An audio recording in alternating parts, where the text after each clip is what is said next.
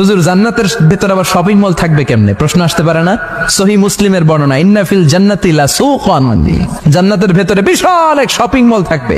এটা বোধহয় আমাদের বসুন্ধরা শপিং কমপ্লেক্সের মতো হবে, যমুনা ফিউচার পার্ক। দুবাইতে যে একটা আছে বিশাল শপিং মল, মালয়েশিয়ার মিড ভ্যালি, এগুলোর মতো হবে মনে হয়। কত বিশাল যে শপিং মল হবে। সহিহ মুসলিমের বর্ণনা, প্রতি শুক্রবারে সব জায়গা থেকে বন বন করে মৌমাছির মতো জান্নাতীরা ওই শপিং মলে শপিং করতে আসবে। ইচ্ছে মতো দেদারসে পোশাক কিনবে, ইচ্ছে মতো শপিং করবে, টাকা দেয়া লাগবে না, ক্রেডিট কার্ড লাগবে না। সুবহানাল্লাহ পড়েন। ইচ্ছে মতো শপিং করবেন। দুনিয়াতে একটু কষ্ট করে হালাল উপার্জন করে খেয়ে যান। আল কানাআতু মিনাল ইসলাম, অল্পে খেয়ে তুষ্ট থাকা আর আল্লাহ শুকরিয়া করা, এটার নামই ইসলাম। অল্প খাও, অল্প পড়ো, অল্প জমাও, অল্পের ভেতরে বরকত ঢুকাই দিছে কে? অনেকে দেখবেন অনেক খাই খাই নাই নাই করে, এটা যাদের স্বভাব তাদের কখনো বরকত হয় না। অল্প খাবেন, অল্প পড়বেন, আর হালালের সাথে সম্পর্ক করবেন। আল্লাহুম্মা কফিনি বিহালালিকা আন হারামিক ওয়া আগনিনি বিফাদলিকা আম্মান সিওয়াক।